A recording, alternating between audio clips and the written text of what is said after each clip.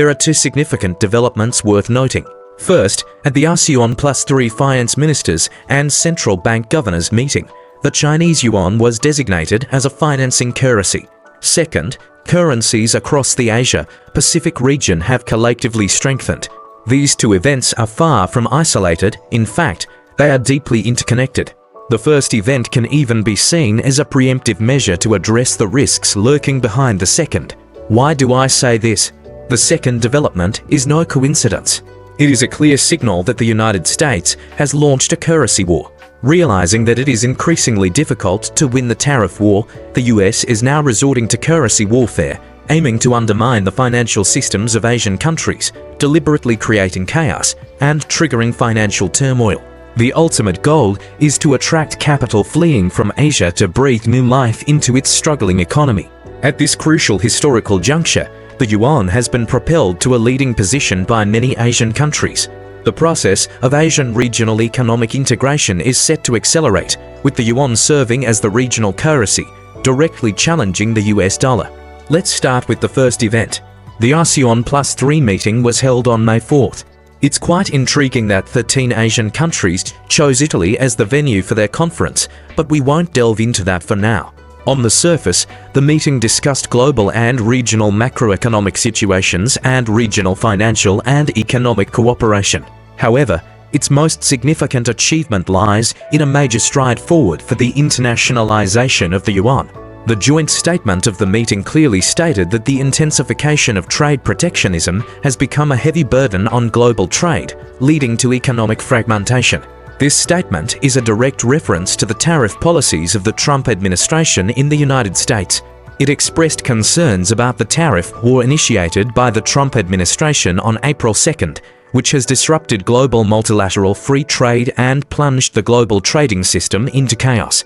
On April 22nd, the International Monetary Fund (IMF) released its latest World Economic Outlook report, downgrading the global economic growth forecast for 2025 from 3.3% at the beginning of the year to 2.8%. The tariff war has not only disrupted the stability of the global supply chain, but also directly impacted the foreign exchange stability of many countries. This is because the current global trade settlement mainly relies on the US dollar-dominated SWIFT system, and most Asian countries have trade surpluses with the US. During the meeting, Pan Gongsheng, governor of the People's Bank of China, called on regional countries to unite and jointly address the impact of US tariffs. He also introduced China's relevant macroeconomic policies. Eventually, the meeting unanimously adopted the establishment of a new rapid financing facility under the Chiang Mai Initiative Multilateralization (CMIM), funded by freely usable currencies, including the yuan. The meeting also defined the future direction of discussions on the CMIM mechanism. This is a major milestone in the process of Asian regional economic integration and a crucial step in the internationalization of the yuan. Ironically, Trump's tariff policies have presented an excellent opportunity for the yuan's internationalization to make breakthroughs. Some may not be familiar with the Chiang Mai Initiative. In May 2000, at the ASEAN +3 finance ministers meeting in Chiang Mai, Thailand, a regional currency swap network was established through a signed agreement. According to this agreement, participating countries contribute a certain amount of foreign exchange reserves to a common reserve fund. In the event of a foreign exchange shortage in any country, other member states can assist in alleviating the crisis. The Chiang Mai Initiative emerged against the backdrop of the 1997-1998 Asian financial crisis. Dissatisfied with the assistance provided by the International Monetary Fund (IMF) during that period, ASEAN member states, together with China, Japan, and South Korea, established a regional liquidity arrangement aimed at crisis relief and financial stability. Previously, the financing tools of the Chiang Mai Initiative mainly relied on the US dollar. However, this time, the yuan was explicitly recognized as a financing currency, marking the first time a non-dollar currency was systematically incorporated into Asia's financial safety net. This is of great significance. It not only broadens the financing channels for Asian countries, but also directly challenges the dollar's monopoly in Asia's financial safety net. It is a milestone in the yuan's participation in the diversification of the international monetary system. Over the years, the internationalization of the yuan has been steadily advancing and has already played a crucial role in cross-border trade. However, it still faces some limitations in international investment and financing. Therefore, a key step in the complete internationalization of the yuan is to break through the constraints of trade, level settlement and payment. The consensus reached at the ASEAN +3 finance ministers and central bank governors meeting, which allows the yuan to assume the function of providing liquidity support in the regional financial security mechanism, essentially promotes the yuan's transformation from a trade currency to a reserve and investment financing currency.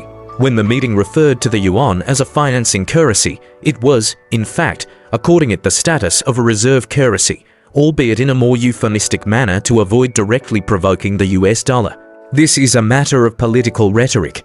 This development will undoubtedly enhance the market's long-term confidence in the internationalization of the yuan. It will also help regional countries reduce financial instability caused by US dollar liquidity shortages or US sanctions and indirectly encourage capital inflows into yuan-denominated assets. The trade tariff disputes between the United States and other countries remain unresolved, and it's evident that the trade of many nations has been severely impacted. Therefore, the move of Asian countries to unite is not merely aimed at offsetting the trade-related impacts. The key lies in erecting an additional safeguard for the stability of their national financial systems. At the recent meeting, the Chinese yuan was unanimously recognized as a financing currency. In essence, this means that in the event of a financial crisis, countries acknowledge the yuan's status and can regard it as a reserve currency. So, is a financial war already underway? The answer is yes, and it's a currency war deliberately initiated by the United States. Why do I say this? Since May, Asian currencies have suddenly surged collectively, while the US dollar index has started to decline.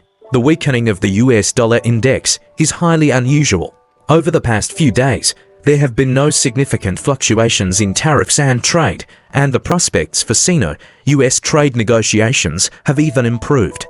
Logically, there should be no reason for the US dollar index to weaken and cause Asian currencies to strengthen collectively. For instance, the new Taiwan dollar TWD has seen a continuous and dramatic appreciation against the US dollar. In the first 2 trading days, it appreciated by a cumulative 1,872 points, a rise of 6.1%. It wasn't until May 6th that the upward trend of the TWD against the US dollar halted, closing at 30.28 TWD to 1 United States dollar. However, the cumulative increase of 1.737 points over 3 trading days has made the market extremely anxious. On May 3rd, for the first time in 5 years, the Hong Kong Monetary Authority triggered the strong side convertibility undertaking of the currency board system, buying US dollars worth 46.539 billion Hong Kong dollars at the upper limit of 7.75 Hong Kong dollars to 1 US dollar. This intervention marked the largest single-day scale since 2004. On May 2nd, the offshore Chinese yuan CNH appreciated against the US dollar to 7.21, and on May 5th, it reached a peak of 7.18, with a maximum increase of nearly 900 points into trading days. I firmly believe that the collective surge of Asian currencies is far from normal.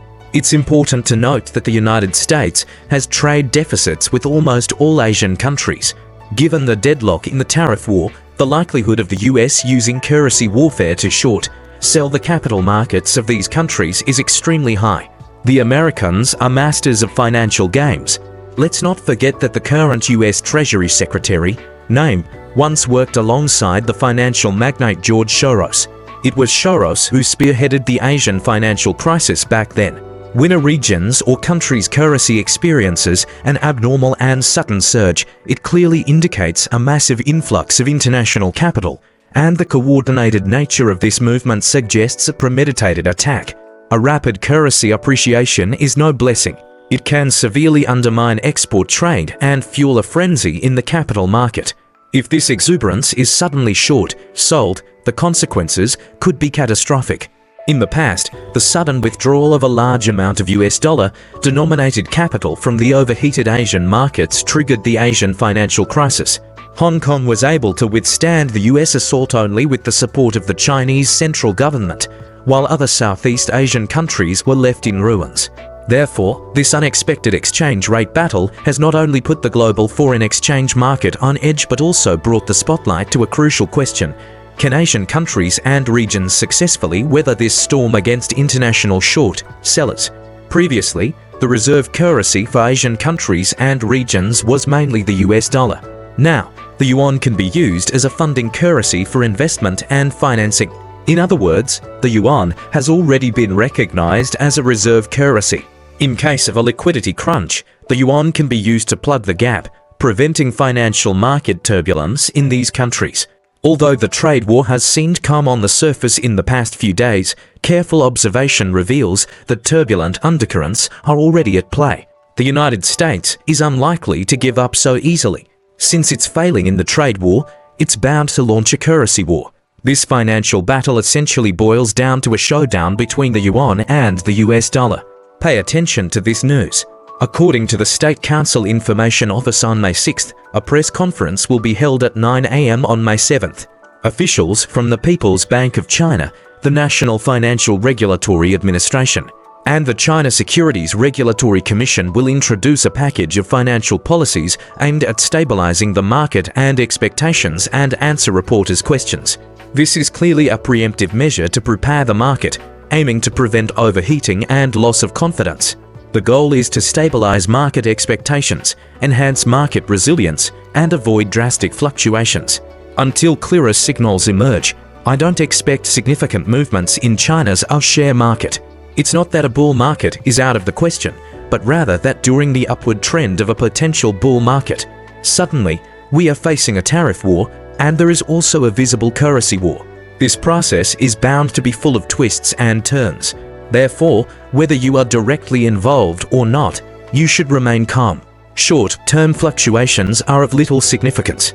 Never chase after rises or sell in a panic. However, in the long run, the transformation of the RMB from a trade currency to a reserve currency and an investment financing currency is really a great thing. For so many years, we have been working hard in export trade to earn foreign exchange, and that is exactly the US dollar.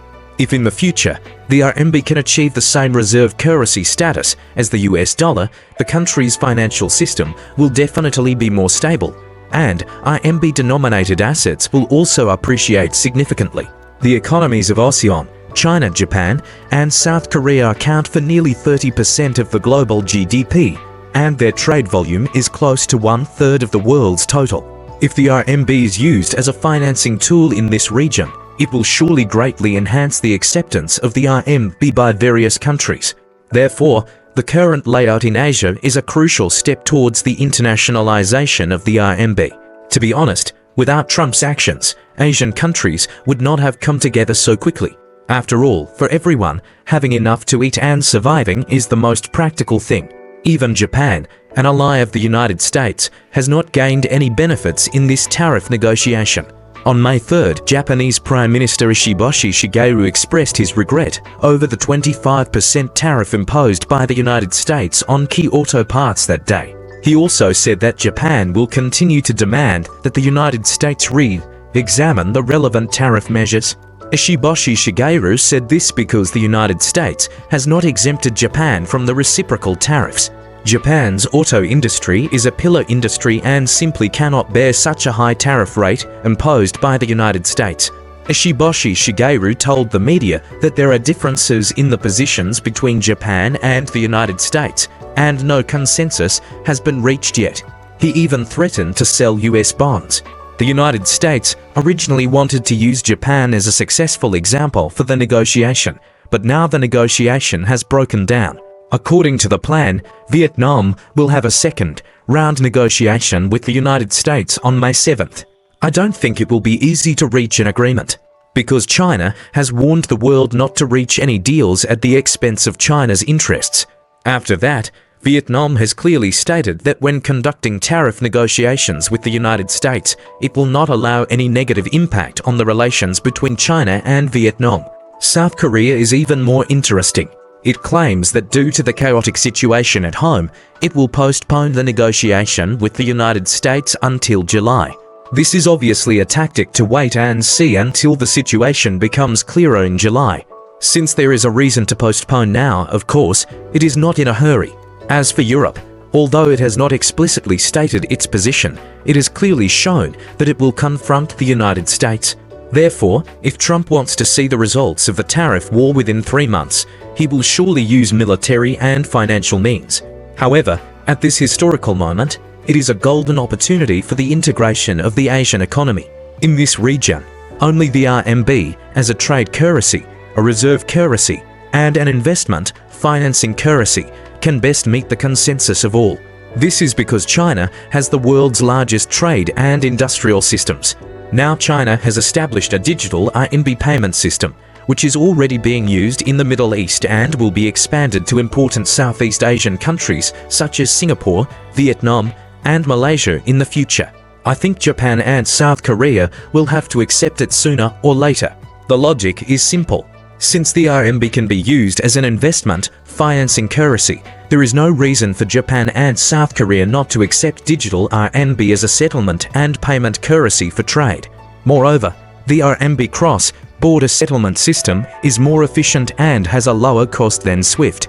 Therefore, the impact of this 10+3 meeting is huge. It is not only to deal with the current situation, but also to prepare for the future when the global trade enters a new pattern. Now, the RMB has made a good start in Asia.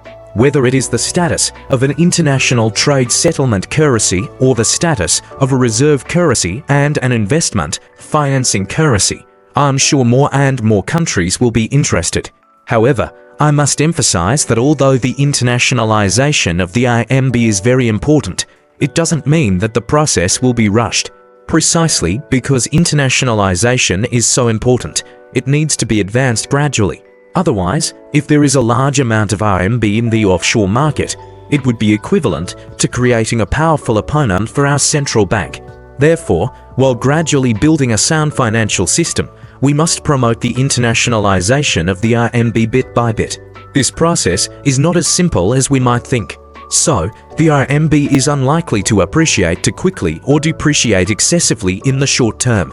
I think the exchange rate of the US dollar against the RMB will remain in the range of 7.0 to 7.5. If the exchange rate fluctuates too much, we will surely not stand by and do nothing.